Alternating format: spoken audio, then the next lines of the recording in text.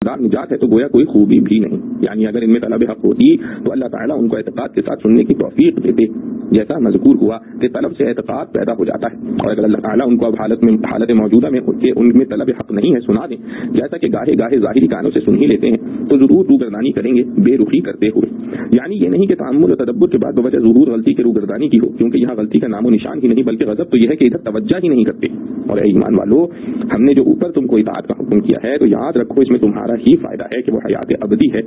جب یہ بات ہے تو تم اللہ اور رسول کے کہنے کو بجا لایا کرو، جبکہ رسول جن کا ارشاد خدا ہی کا ارشاد ہے تم کو تمہاری زندگی بخش چیز کی طرف یعنی دین کی طرف جس سے زندگی جاوید میسر ہوتی ہے بلاتے ہوں. تو اس حالت میں جبکہ ہر طرح تمہارا ہی فائدہ ہے، کوئی وجہ نہیں کہ تم عمل نہ کرو. اس کے متعلق دو باتیں اور جان رکھو. ایک بات یہ کہ اللہ تعالیٰ آڑ بن جایا کرتا ہے آدمی کے اور اس کے قلب کے درمیان میں دو طریق سے. ایک طریق یہ ہے کہ مومن کے قلب میں طاعت کی برکت سے کفر و معصیت کو نہیں آنے دیتا، اور دوسرا طریق یہ کہ کافر کے قلب میں مخالفت کی نحوست سے ایمان و طاعت کو نہیں آنے دیتا. اس سے معلوم ہوا کہ طاعت کی مداومت بڑی نافع چیز ہے اور مخالفت کی مواظبت بڑی مضر چیز ہے. اور دوسری بات یہ جان رکھو کہ بلا شبہ تم سب کو خدا ہی کے پاس جمع ہونا ہے. اس وقت طاعت پر جزا اور مخالفت پر سزا ہوگی. اس سے بھی طاعت کا نافع ہونا اور مخالفت کا مضر ہونا ثابت ہوا. معارف و مسائل. غزوہ بدر جس کا واقعہ پچھلی آیات میں کسی قدر تفصیل کے ساتھ بیان ہوا ہے، اس میں اہل اسلام اور کفار دونوں کے لیے عبرت اور حکمت کے بہت سے اسباب ہیں جن کی طرف قصے کے درمیانی جملوں میں تنبیہ فرمائی گئی ہے. مثلا پچھلی آیات میں مشرکین مکہ کی شکست و ذلت کا واقعہ بیان فرمانے کے بعد ارشاد فرمایا تھا ذالک بأنہم شاقوا اللہ ورسولہ، یعنی ہر طرح کی قوت و سامان کے باوجود مشرکین مکہ کی شکست کا اصلی سبب اللہ اور اس کے رسول کی مخالفت تھی.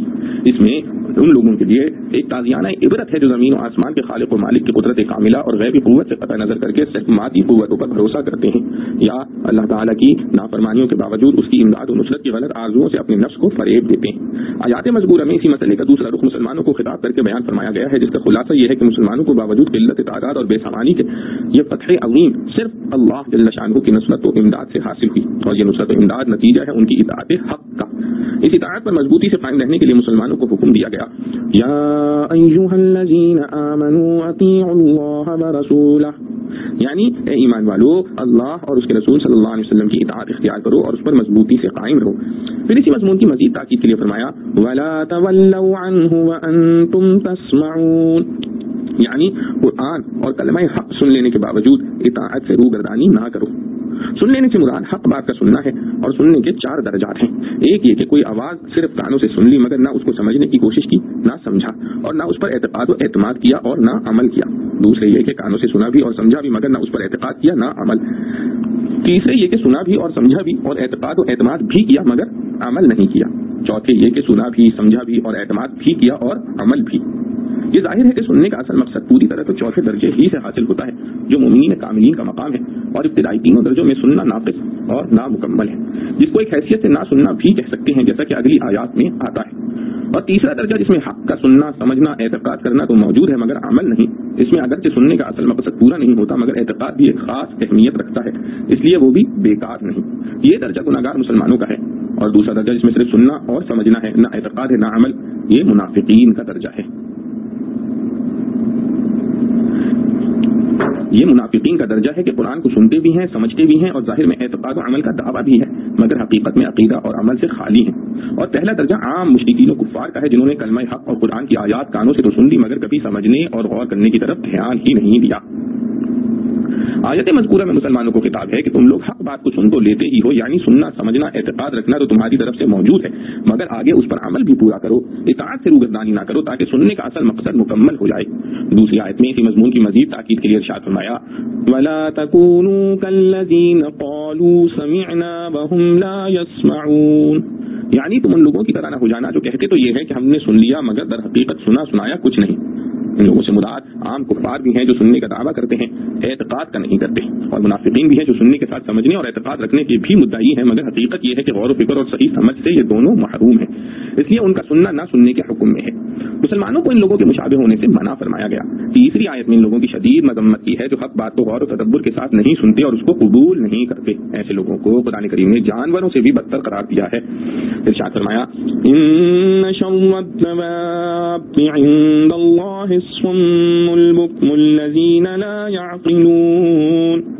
لفظ دواب دابہ کی جمع ہے. اصل لغت کے اعتبار سے ہر زمین پر چلنے والے کو دابہ کہا جاتا ہے، مگر عرف و محاورہ میں صرف چوپایا جانوروں کو دابہ کہتے ہیں.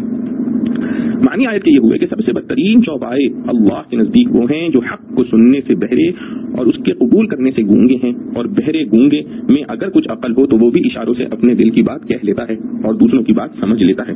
یہ لوگ بہرے گونگے ہونے کے ساتھ بے عقل بھی ہیں، اور یہ ظاہر ہے جو بہرا گونگا عقل سے بھی خالی ہو اس کے سمجھنے سمجھانے کا کوئی راستہ نہیں.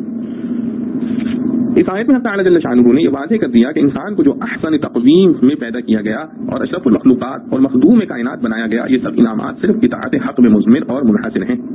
جب انسان نے حق بات کے سننے سمجھنے اور ماننے سے اعراض کیا تو یہ سارے انعامات اس سے سلب ہو جاتے ہیں اور وہ جانوروں سے بھی بدتر ہو جاتا ہے. تفسیر روح بیان میں ہے کہ انسان اپنی اصل خلقت کے اعتبار سے سب جانوروں سے افضل و اعلیٰ ہے اور فرشتوں سے کم درجہ رکھتا ہے، لیکن جب وہ اپنے سعی و عمل اور طاعت حق میں جدوجہد کرتا ہے تو فرشتوں سے بھی اعلیٰ و اشرف ہو جاتا ہے، اور اگر اس نے اطاعت حق سے روگردانی کی تو پھر وہ اسفل سافلین میں جاتا ہے اور جانوروں سے بھی زیادہ بدتر ہو جاتا ہے.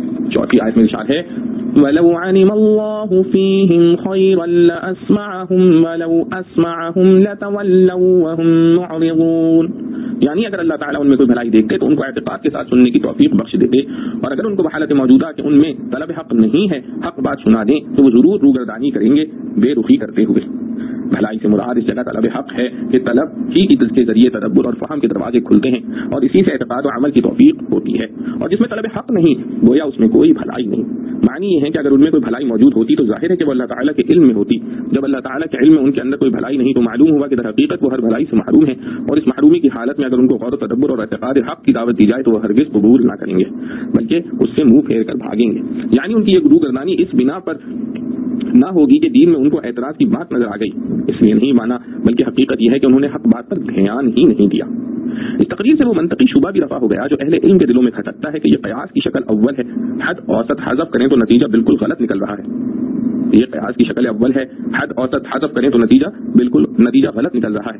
جواب یہ ہے کہ در حقیقت یہاں حد اوسط مقرر نہیں، کیونکہ پہلے لا سمعہم کا مفہوم الگ ہے، دوسرے اسمعہم کا الگ. پہلے سماع قبول اور سماع نافع مراد ہے، دوسرے میں خالی سماع.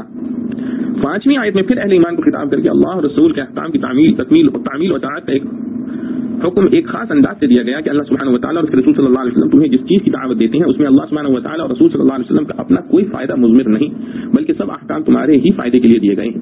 ارشاد فرمایا استجیبوا للہ وللرسول اذا دعاکم لما یحییکم، یعنی بات مانو اللہ کی اور رسول کی جبکہ رسول تم کو ایسی چیز کی طرف بلائے جو تمہارے لیے زندگی بخش ہے. وہ حیات جس کا ذکر اس آیت میں ہے کیا ہے؟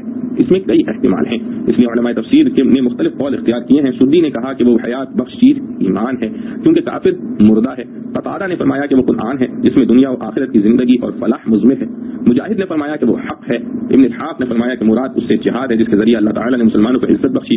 اور یہ سب احتمالات اپنی اپنی جگہ صحیح ہیں، ان میں کوئی تضاد نہیں، اور مراد یہ ہے کہ ایمان یا قرآن یا اتباع حق وغیرہ ایسی چیزیں ہیں جن سے انسان کا دل زندہ ہوتا ہے. اور دل کی زندگی یہ ہے کہ بندہ اور اللہ تعالیٰ کے درمیان جو غفلت و شہوت وغیرہ کے حجابات حائل ہیں وہ راہ سے ہٹ جائیں اور حجابات کی ظلمت دور ہو کر نور معرفت دل میں جگا کر لے. ترمذی اور نسائی نے روایت حضرت ابو ہریرہ رضی اللہ عنہ نقل کیا ہے کہ رسول اللہ صلی اللہ علیہ وسلم نے ایک روز ابی بن کعب رضی اللہ عنہ کو بلایا. ابی بن کعب رضی اللہ عنہ نماز پڑھ رہے تھے، جلدی نماز پوری کر کے حاضر ہوئے. آپ صلی اللہ علیہ وسلم نے فرمایا کہ میرے پکارنے پر آنے میں دیر کیوں لگائی؟ ابی بن کعب رضی اللہ عنہ نے کہا کہ میں نماز میں تھا. آپ صلی اللہ علیہ وسلم نے فرمایا کہ کیا تم نے اللہ تعالی کا یہ ارشاد نہیں سنا استجیبوا للہ وللرسول اذا دعاکم؟ ابی بن کعب رضی اللہ عنہ نے کہا کہ آئندہ اس کی اطاعت کروں گا، اگر بحالت نماز بھی آپ بلائیں گے فوراً حاضر ہو جاؤں گا. اس حدیث کی بنا پر بعض فقہا نے فرمایا کہ حکم رسول صلی اللہ علیہ وسلم کی اطاعت سے نماز میں جو کام بھی کریں اس سے نماز میں خلل نہیں ہوتا. اور بعض نے فرمایا کہ اگرچہ خلاف نماز افعال سے نماز قطع ہو جائے گی اور اس کی بعد میں قضا کرنی پڑے گی، لیکن کرنا یہی چاہیے کہ جب رسول کریم صلی اللہ علیہ وسلم کسی کو بلائیں اور وہ نماز میں بھی ہو تو نماز کو قطع کر کے تعمیل حکم کرے. یہ صورت تو صرف رسول اللہ صلی اللہ علیہ وآلہ وسلم کی ساتھ مخصوص ہے، لیکن دوسرے ایسے کام جن میں تاخیر کرنے سے کسی شدید نقصان کا خطرہ ہو اس وقت بھی نماز قطع کر دینا اور پھر قضا کر لینا چاہیے.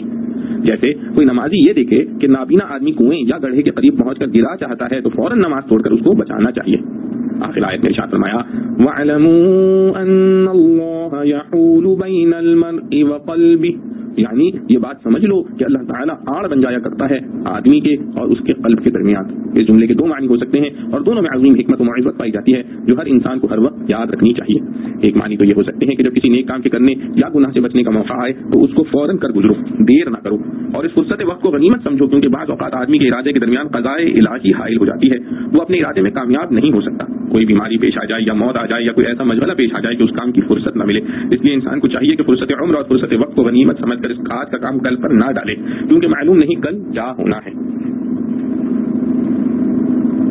اور دوسرا مطلب اس جملے کا یہ ہو سکتا ہے کہ اس میں اللہ تعالیٰ کا اپنے بندے سے نہایت قریب ہونا بتلایا گیا، جیسے دوسری آیت میں نحن اقرب الیہ من حبل الورید میں اللہ تعالیٰ کا انسان کی رگ گردن سے بھی زیادہ قریب ہونے کا بیان ہے.